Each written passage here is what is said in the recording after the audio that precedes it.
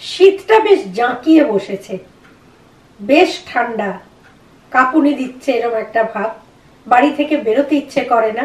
তবু 25শে December, 31 December, 1 জানুয়ারি এই দিনগুলো তো কেউ ঘরে বসে থাকবে না, ঠান্ডা লাগবে এবং যতই ঠান্ডা লাগুক আমরা বেরোবই। যদিও 25শে ডিসেম্বর পার হয়ে গেছে, কিন্তু রিসেন্ট পার হয়েছে, ঠান্ডাটা রয়ে গেছে, আমেজটাও রয়ে গেছে।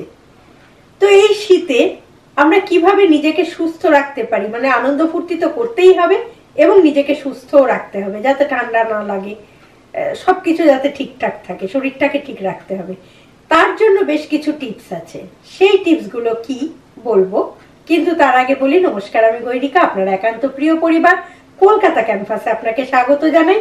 আপনি যদি এই পরিবারের একজন এখনো না হয়ে থাকেন তাহলে প্লিজ সাবস্ক্রাইব করে নিন কলকাতা ক্যানভাস, পাশে বেল আইকন রয়েছে, প্রেস করে অন করে নিন, তাহলে নতুন ভিডিও আপলোড হওয়ার সঙ্গে সঙ্গে নোটিফিকেশন পৌঁছে যাবে আপনার কাছে। এবার বলি এই শীতে কিভাবে আমরা নিজেকে সুস্থ এবং চাঙ্গা রাখবো।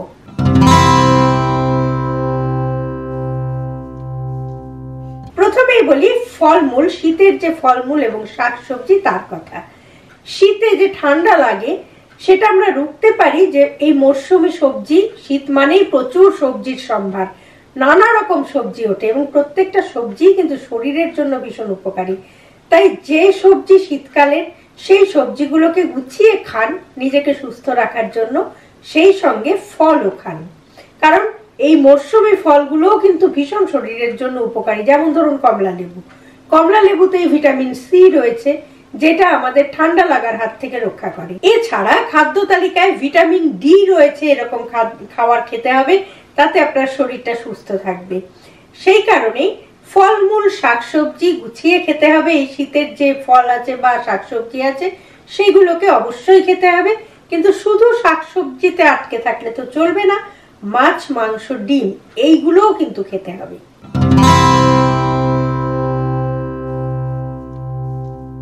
খাওয়ারটা ঠিকঠাক করার পর যেটা আসে সেটা হচ্ছে ঘুম, অর্থাৎ আমাদের দ্বিতীয় পয়েন্ট হচ্ছে পর্যাপ্ত ঘুম। পর্যাপ্ত ঘুমের খুব প্রয়োজন, কারণ ঘুম ঠিক না হলে কিন্তু শরীর ঠিক থাকে না, আর হজমটা যদি ঠিক না হয় তাহলে ঘুমটা ঠিক হয় না। সেই জন্য খাবারের তালিকাটা একটু ঠিকঠাক রাখতে হবে, এমন খাদ্য খেতে হবে যাতে হজম হয় আর ঘুমটাও ঠিক মতো হয়, কারণ বিশ্রাম না নিলে কিন্তু শরীর কখনোই ভালো থাকে না। 7 থেকে 8 ঘন্টা আপনাকে ঘুমোতেই হবে। যদিও শীতকালে ঘুমটা কিন্তু কোনো একটা সমস্যা হয় না, শীতের ঘুমটা বেশ ভালোই হয়, তবু অনেকের তো সমস্যা থাকে ঘুমের, তাদের জন্য বলছি শরীর চর্চা করুন প্রত্যেক দিন, তাহলে দেখবেন ঘুমটা খুব ভালো হবে। দরকার হলে জিমে যান, যদি জিমে যাওয়া সম্ভব নাও হয় বাড়িতে অন্তত এক্সারসাইজ করুন। এমনিতেও যদি এক্সারসাইজ রোজ করেন তাতে কিন্তু শরীরটা তো ভালোই থাকে, সেই সঙ্গে ঘুমটাও ভালো হয়। সুতরাং ঘুমের কোনো সমস্যা যাতে না হয় তার জন্য এক্সারসাইজটা কিন্তু মাস্ট। এবার আপনার মনে প্রশ্ন জাগতেই পারে যে এই সময় ফেস্টিভ মুড, তার মধ্যে অফিস করতে হবে এবং পিকনিক করতে হবে, পার্টি যেতে হবে, এত কিছুর মধ্যে ঘুমটা একটু কম হতেই পারে, ঘুমটা ঘুমাবো কখন, তাহলে তো আনন্দটাই মাটি। সেটা বললে চলবে না, ঘুমটাকে কিন্তু ঠিক রেখে তবেই সবকিছু করতে হবে। তা না হলে আপনি যেদিনটা ঘুমাবেন না পরের দিন কিন্তু আপনার এমনি দিনটা মাটি হয়ে যাবে। সেই কারণে 7 থেকে 8 ঘন্টা অবশ্যই ঘুমটার খুব প্রয়োজন বা বিশ্রামের প্রয়োজন, সেটা কিন্তু করতেই হবে।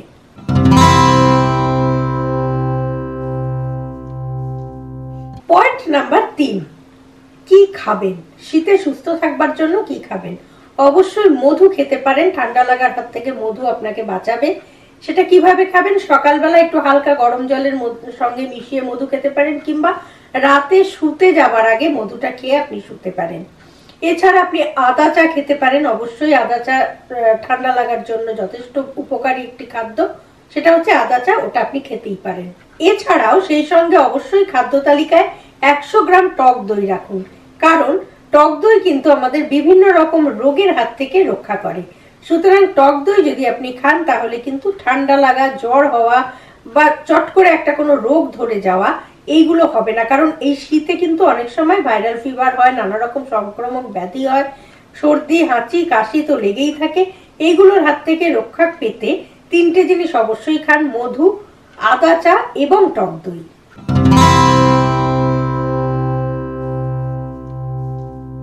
নাম্বার 4, নিজেকে হাইড্রেট রাখতে হবে। অর্থাৎ আমরা গরমকালে প্রচুর জল খাই বা জলীয় খাদ্য খাবার খাই, কিন্তু শীতকালে কিন্তু অতটা খাই না, মনে করি যে অতটা না খেলেও চলবে, কিন্তু ঠিক ভুল ভাবি। শীতকালেও কিন্তু জলের প্রয়োজনীয়তা আছে, বরং বেশি আছে। শীতের আবহাওয়ায় আমাদের স্কিন দেখবেন টানে, ভেতর থেকে শুকিয়ে আসে, সেই কারণে আমাদের শরীরে জলের প্রয়োজনীয়তা শীতকালেও আছে। তাই 3 থেকে 4 লিটার জল প্রত্যেক দিন খেতে হবে, কারণ আপনার স্কিনকে হাইড্রেট রাখতে হবে এবং নিজেকে সুস্থ রাখতে হবে। সে কারণে জলটা কিন্তু পরিমাণ মতো খেতেই হবে, তাহলে আপনার স্কিনও ঠিক থাকবে এবং শরীরও ঠিক থাকবে।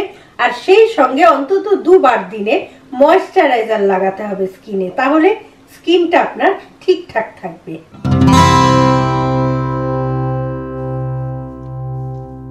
টিপস নাম্বার 5, হাতটা পরিষ্কার রাখুন, অর্থাৎ নিজের হাতটা। কারণ আমাদের হাতের মধ্যে দিয়েই কিন্তু জীবাণুগুলো পেটে যায়, খাদ্যের মধ্যে দিয়ে। সুতরাং হাতকে পরিষ্কার রাখতে হবে।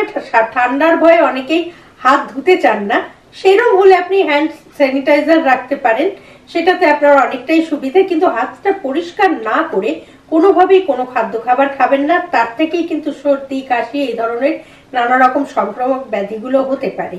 সেই জন্য নিজেকে পরিষ্কার রাখুন, সবার উপরে হাতটাকে পরিষ্কার রাখুন। তাহলে আজকের ভিডিও থেকে জানা গেল যে আমরা কি কি পদ্ধতি অবলম্বন করলে এই শীতেও কিন্তু বেঁচে যেতে পারি ঠান্ডা লাগার হাত থেকে। আশা করি উপকারে আসবে। আজকের এই ভিডিওটা যদি ভালো লাগে লাইক করবেন, শেয়ার করবেন, কমেন্ট বক্সে অবশ্যই কমেন্ট দেবেন। আর আপনি যদি এই পরিবারের একজন এখনো না হয়ে থাকেন, তাহলে প্লিজ সাবস্ক্রাইব করে নিন কলকাতা ক্যানভাস। পাশে বেল আইকন রয়েছে, প্রেস করে অন করে নিন, তাহলে নতুন ভিডিও আপলোড হওয়ার সঙ্গে সঙ্গে নোটিফিকেশন পৌঁছে যাবে আপনার কাছে। ভালো থাকুন, সুস্থ থাকুন এবং এই শীতে নিজেকে সুস্থ রেখে জমিয়ে মজা করুন, আনন্দ করুন। আর সঙ্গে রাখুন, দেখতে থাকুন আপনার একান্ত নিজস্ব পরিবার কলকাতা ক্যানভাস। নমস্কার।